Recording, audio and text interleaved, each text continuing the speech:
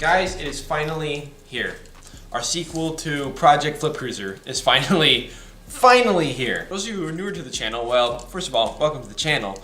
My name is Jimmy. This is Channel CGE. If you couldn't tell, we have a thing for weird cars, specifically the Cruiser, and there's so many plans and so many big things that we have planned to do, especially once we pass our goal of hitting 10K, which we are like right about to hit. Huge shout out to you guys, and what better way to kind of kick off 10K than with our new project. This is my PT Cruiser GT that I am currently doing kind of a, I guess, a stage 2 build on, and we're doing a bunch of maintenance, redoing our timing, doing a bunch of stuff on that, and it's been really fun to work on that car again. If you guys don't remember, it's been at least a couple months now. At the beginning of the year, I bought a 2006 PT Cruiser as a little bit of a flip project. I got it for super cheap. It had a few issues, but the car was rust free, super clean. We ended up working on it, making a bunch of episodes on it, and then I ended up selling it and kind of taking you guys along with the whole process of flipping the car and talking about the financial end of things as well, which I know a lot of people don't do, and just kind of taking you guys along with my little side project. It turned out really fun, and ever since I sold that car, I have been searching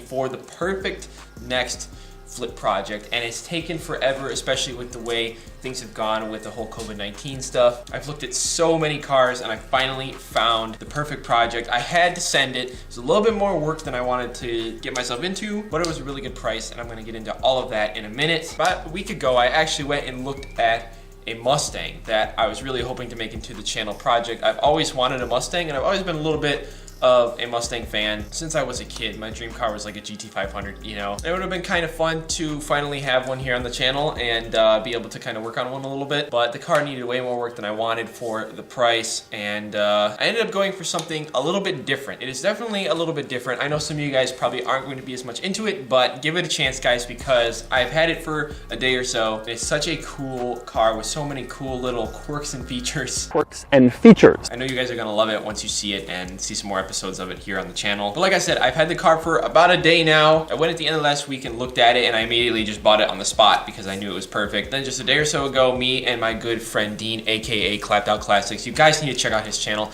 and his newest videos on his project view because he has been an OG on the channel. We've done a whole bunch of videos together. I road tripped with him and he let me use his car dolly, so big shout out to him. I didn't film, we just kind of had a fun little throwback trip. I wanted to just get the car home so that I could finally show you guys, and it is finally here. So without further ado, guys, let me reveal to you our new project, aka Project Flip Cruiser 2.0, aka Project Vert.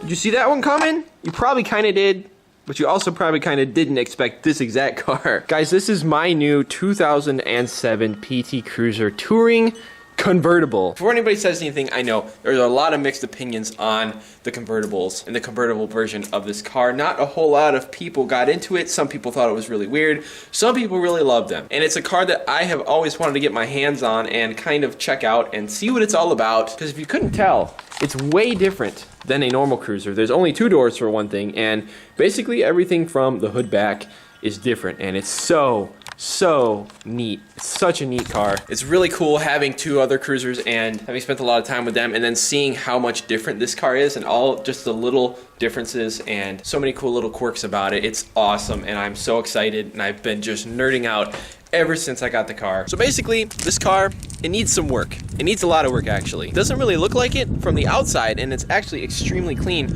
on the outside, and it's almost rust-free underneath. It needs a tiny bit of body work and a spot or two, and a very good paint correction, but other than that, the car is in immaculate shape. Now, the main problem that we have to work with is timing related, unfortunately. So essentially, the previous owner was this really nice older guy that I talked to on the phone quite a bit about the car and asked a bunch of questions. He'd taken very good care of the car, had very few issues with it, but one day it started to overheat on him. And I asked him how bad it overheated. He said, well, it was bubbling, which is usually not a good sign. But I know I've heard of people overheating these cars pretty bad and coming out on top, so that is yet to be diagnosed. When he found out it was overheating, he got the car home and assumed that maybe the water pump was starting to go bad, so he started taking that all apart. When he started taking that apart, he realized that he made a mistake because there's no room in there to work on the timing belt without taking everything apart. So he started to put everything back together for the time being. When he did that, he forgot to tighten the gears on the cams, and essentially when he started it and ran it, probably one of the pins on the cam gears sheared off and snapped, and causing it to not stay in timing now, which,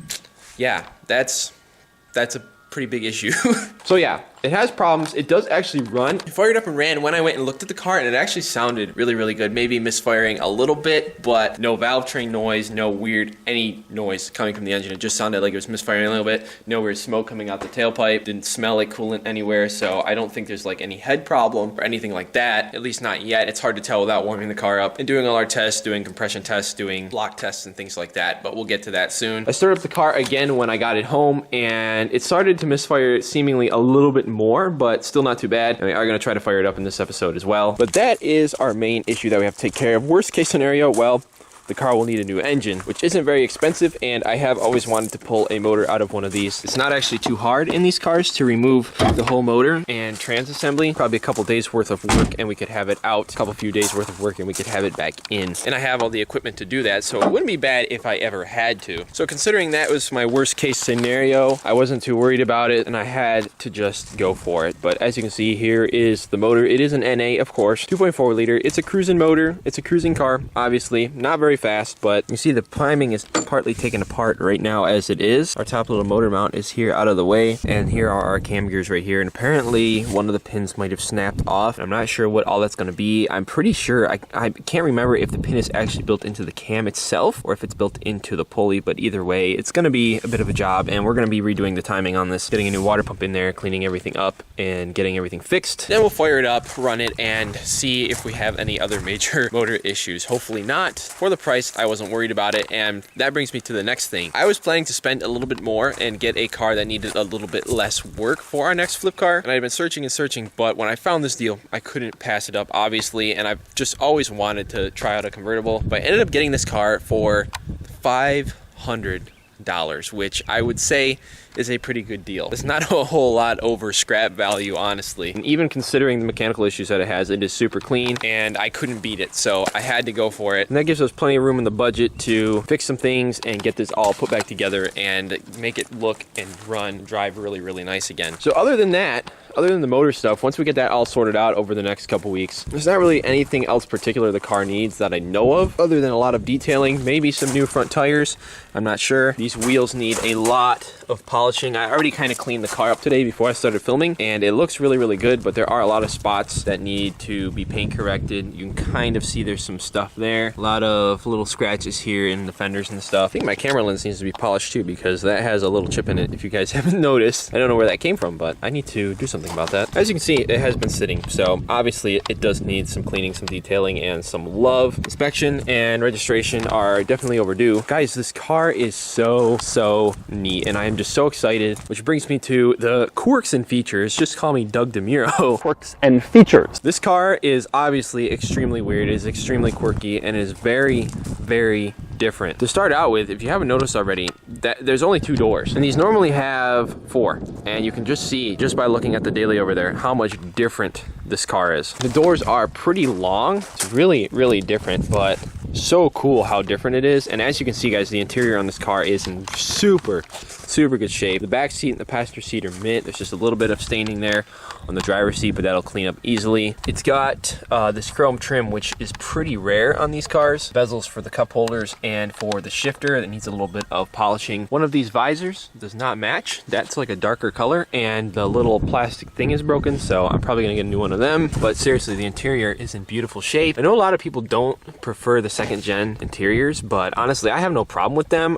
If I had to pick, I would probably pick a first gen interior, but I think the second gens are pretty comfortable and they feel pretty good to me. They're all economy cars at the end of the day, so like it's not an $80,000 Mercedes. I don't expect any miracles from them, but they're so fun. As you can see, the top is rolled down, but when I roll it up, you'll see that it is in immaculate shape. As you can see, the back seat actually is somewhat roomy for being a two-door vehicle. My seat is like most of the way back, if not all the way back. And there's still some foot room. I don't know if a tall adult would be too comfortable, but this little lever right here pushes the seat forward so that you can get in the back seat. I have not actually sat back here yet, so I'm actually curious to feel the legroom. I am a 5'8" dude, so I'm kind of short. I'm kind of skinny, but there's still plenty of legroom back here, as you can see. And this seat is fairly far back. I think this seat might be all the way back, and there's even still a little bit of knee room. So it's honestly not too bad. I would expect it to be pretty bad in a car like this, but it's kind of a cool little thing. Also, the speakers are like right here and they're gonna blast into your butt, which is pretty awesome. Let me climb out of here and show you guys some more of the weird little things. Speaking of quirks and features, the button for the top is right here and you actually have to hold it to roll the top up and hold it to roll it back down. And it's kind of here off center, which I'm sure Doug would love to pick on and say, oh, it's so weird that it's not centered or in its own special place. That's a button for that. And interestingly, the window buttons here roll down are 4 windows. That's right, there are actually 4 windows. There's 2 windows that go up here and then are 2 windows on the driver and passenger doors. This button in the middle is not actually a window lock. It's actually an all up and an all down button. So you can just push this down, drop all the windows at once for going cruising. And the windows have to be rolled all the way down in order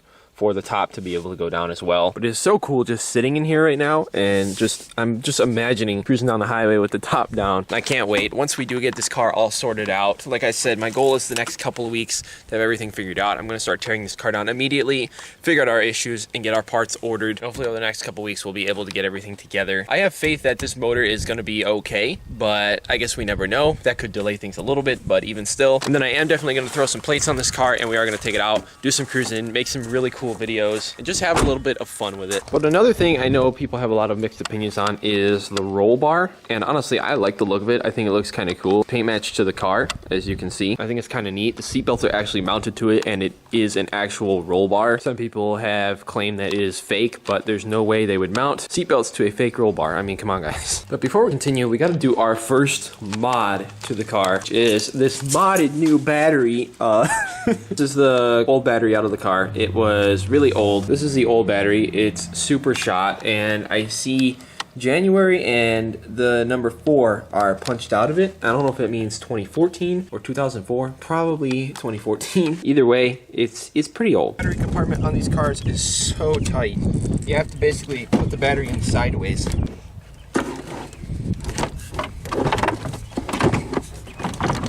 All right, whew.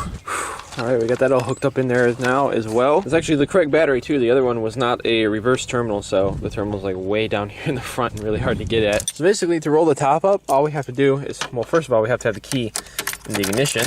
And then we have to hold the top up button. As you can see, it's the up button and it has the little image of the car with the top on. Here she comes. Oh my God, this is so fun. Dude, this is like, oh my God, I love this. This thing turns and locks the top in place, and now we have a roof again. Now this all up button will roll all our windows up at once. This one rear window is struggling a little bit, as you can see.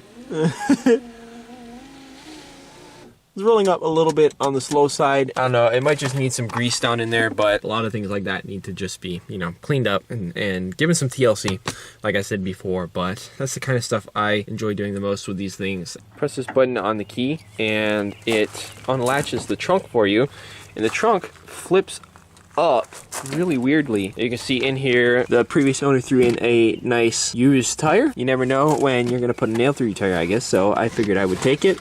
Also got some of our timing covers and our serpentine belt splash shield and a few other little parts like that. Got a bunch of random junkyard parts for these as well, like some gas caps. It's got a spare thermostat. There's some wires and plugs in here. I don't even know what all of this is. I haven't really taken a look. Oh, there's a bunch of used fuses in here and stuff. That's huge. He said he would often pull parts for these at the junkyard. Just grab some random stuff like that when he happened to be there. So that is huge as well to go along with that. Usually convertibles have awful trunk space just because they didn't really plan ahead head for that. These aren't bad, and I just think this is so cool how the trunk like flips up and out like that, and then it just kind of goes like that back in. It's so weird, dude. And I can't remember if I showed you guys, but this is our one little piece of bodywork that we need to do. I don't know what happened here. There is like this weird seam in the rocker panel, which is kind of random, but there's this little spot of rust. It's not actually rusted through though. It's still pretty solid. So I think, I mean, there's only one way to find out, and that is once we hit it with the wire wheel. So I think we'll be able to do a little bit of crisp fix bodywork on that and make that look good. As you can hopefully see though, the rest of the rocker is like perfectly clean, and up under the car is so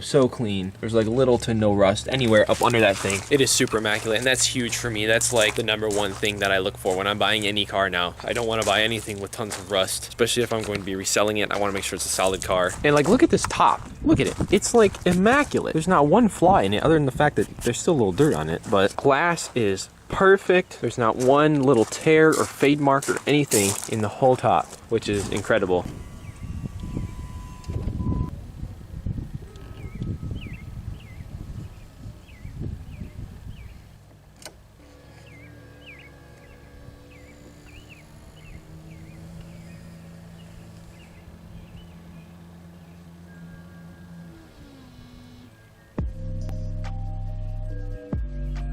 The thing looks so freaking cool with the top down. I'm really excited to have this as a project, but also part of me just cannot wait to actually go cruising around and actually drive this thing. I've never driven a convertible. I think I rode in one time when I was like a kid. Super bucket list kind of thing to be able to own this and be able to do my thing with it. So, I mean, look at this. This is incredible. All 3 of the cruisers right here. It's wild.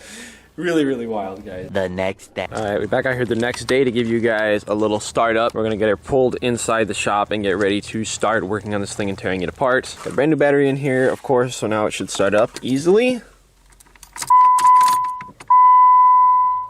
We'll see what happens. There she goes. And you can hear it's misfiring. It's misfiring pretty bad now. But the motor sounds good, other than we got a squeaky belt over there.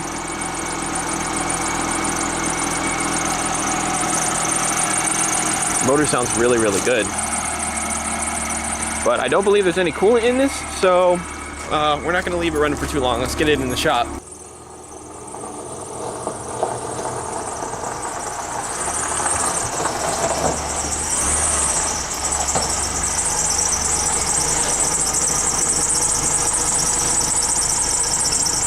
Parked only slightly crooked. I'm gonna have to fix that, but she's in the shop. That's the main thing. She looks right at home in here. Look at that, guys. So excited for this project. I hope you guys are as well. Be sure to hit that thumbs up button if you are. Like I said, we got a lot of work ahead of us between both the cars, but hopefully I'll be able to time things so that I can work on things while I wait for parts for the other thing and make good progress over the next few weeks. In the next few videos, there's gonna be some meat. The next episode will really be getting into what's wrong with this car. We'll be figuring everything out, so be sure to stay tuned for that. I don't know if you'll be seeing that or you'll be seeing the next episode on the PTGT, but either way, it's gonna be a banger, and you gotta stay tuned. Turn on your notifications if you haven't already as well. That's all I have for this one, guys. You just gotta stay tuned for the action in the next few videos. I love you all so much, and thank you so much for tuning in. I hope you all having an awesome day. God bless you guys, and I will see you in the next one. Peace out.